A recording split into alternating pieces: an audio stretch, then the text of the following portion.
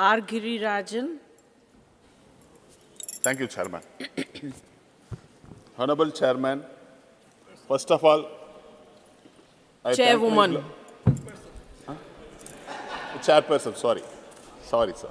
Chairperson, Honorable Chairperson, first of all, I thank my beloved leader, Talabadi MKStalin, for providing this opportunity to speak in this August House. Representing DMK, for the 75 years, Dravida Munnetra Kalagam has been fighting for women's rights. We welcome the Women's Reservation Bill.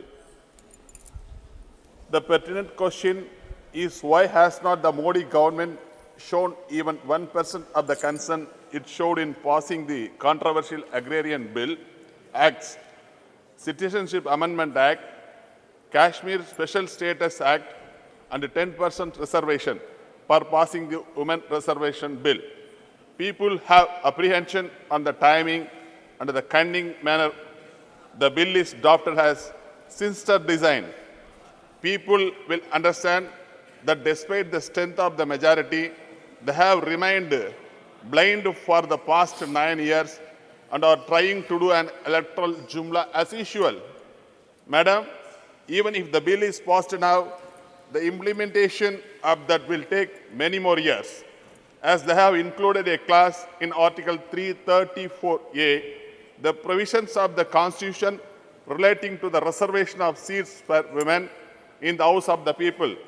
The Legislative Assembly of the states shall come into effect after an exercise of delimitation is undertaken for this purpose of the relevant figures of the first census taken after commencement of the Constitution 128th Amendment Act 2023. That it will implemented after the delimitation of the constituencies were done. Delimitation of Lok Sabha constituencies in various states and assembly constituencies will be drawn only after 2026. The next election after delimitation will be held in 2029. So, implementation of the said act cannot be implemented before 2029. There is no guarantee when the census will be held. The census that never took place, the redistricting based on it, and the strange play of passing the law now to supposedly come into effect in 2029 is an electoral shame of failure. Madam, the delimitation of constituencies has got its own problems and grave issues which need to be thrust out thoroughly before arising at the total number of Lok Sabha constituencies and assembly seats in states in the country.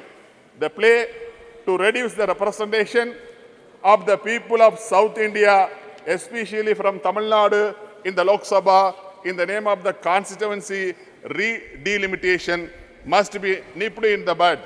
The union government must now give an assurance that it will not deceive Tamil Nadu and other South Indian states. The BJP-led government should consider the rationale behind the demand for reservation for women from most backward communities. There should be an inner reservation for women and OBC and BC while implementing 33% reservation. The DMK President and Honorable Chief Minister of Tamil Nadu, Mr. MKStalin, in his statement and reiterated this aspect. Madam, gender equality means empowering women in all ways and in all places. For that, they should first be given their proper places. Dravida Munnetra Kalagam has been insisting on this. Whenever DMK government is formed, it is implemented. In 1996, Chief Minister Kalaignar has provided 33% reservation for women in local bodies. By the end of the 1996, election to local bodies such as Panchayat unions, municipalities and corporations were held by the DMK.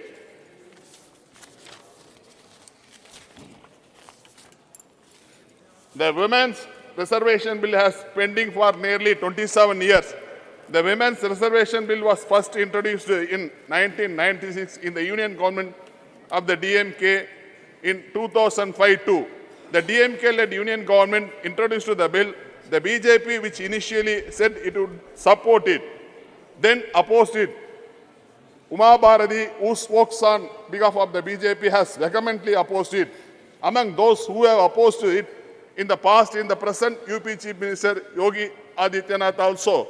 Under the Congress, DMK-led UPA 1 government, the Women's Reservation Bill was introduced in the Rajya Sabha on March 8, 2010, Women's Day, and passed the next day during the UPA government. Before that, Honorable Devagowda's government brought this bill. Our floor leader Tiruchi Siva also spoke on that bill. Unfortunately, it could not be passed in the Lok Sabha due to the opposition from some political parties. The BJP government, which came to power after the shelved the bill. In the 2014 and 2019 elections, the BJP government won a majority. If they wanted to pass the bill, they could not accomplish it immediately. But they did not even bother to introduce the bill for the reasons better known to them. In 2017, we took out a rally in Delhi on behalf of the DMK. Mrs. Kanimozhi, the woman wing secretary and then Rajya Sabha member, now Lok Sabha member, led the rally which was held to press for the implementation of 33% reservation for women parliament and assembly constituencies in states. Madam, former Prime Minister Rajiv Gandhi ensured reservation in local bodies. Former Prime Minister Manmohan Singh introduced the Women Reservation Bill in Parliament and state assemblies in the Rajya Sabha. The achievements of both of them deserve to be remembered now. On behalf of the Dravida Munnetra Kazhagam, I welcome the bill to provide 33% reservation to women brought in by the Union government. Even if it is done because of the passage of time, I urge these Union rulers to consider its justification and not ignore the demand for representation for women of the backward and most backward communities. India is the only country that has not yet conducted a census that takes place once in a decade. So far, BJP has not given assurances of when it will be happen. The delimitation of constituencies based on the population alone in the dagger hanging over the head of Tamil Nadu and the South Indian states. The political conspiracy is increase the number of MPs from North Indian states like UP and Bihar and reduce the political representation in South India must be defeated. The unjust attempt to deceive you, politically conscious in Tamil Nadu must be nipped in the bud.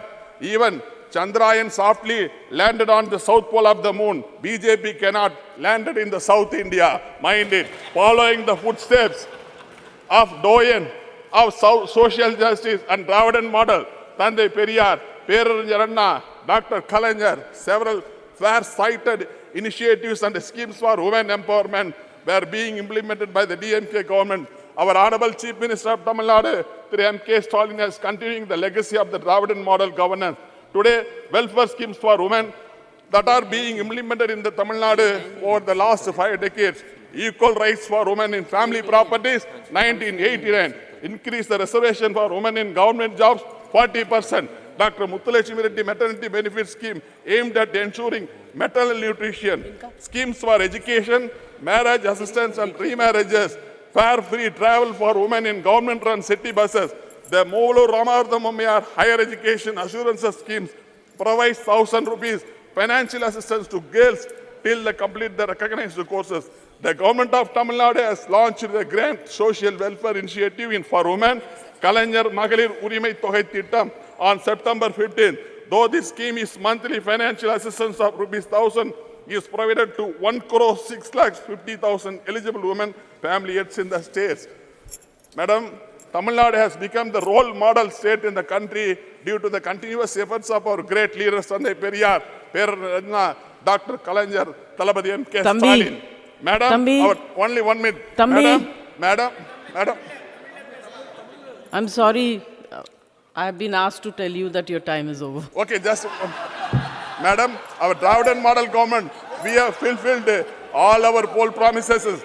But at the same time, we have the union government led by Sri Narendra Modi at the center for almost a decade. We have never seen any other government which never bothered to fulfill the poll promises. The Narendra Modi led by BJP government has several political and electoral promises never to be fulfilled. No other government has promised so much electoral jumlas than this government. We can publish volumes of electoral jumlas of Narendra Modi and his government. They promised that all the black monies stashed in foreign countries by Indians will be brought back and rupees 50 lakhs would be deposited in bank account. of each and every citizen. This remains as a greatest Girirajan ji, jumla of इसके BJP. बाद महिला The का BJP turn है, has आप promised खत्म and कर दीजिए, will provide please. 2 crore new jobs every year to the people of this country, especially the educated youth. But the unemployment problem has reached the highest in the history of the independent India. I conclude, madam, when the Narendra Modi became the Prime Minister, he has promised the people of India that linking rivers, especially the peninsular rivers, but nothing happened so far. All these promises still remain as electoral jumla. It is a surprise, though the women reservation bill is passed and the President's assent was given, the implementation of the act will have to wait several years and pass through several orders. In the last 10 years, people of this country have seen and experienced enough jumlas and U-turns from this government. And Okay, I only wish enough, that the sir. people of India will teach them Sir, a you've lesson taken more in than your time. There's 2024 a lady electoral waiting. battle Don't keep for all women the electoral waiting. jumlas. Thank you, madam. Thank you. Yeah.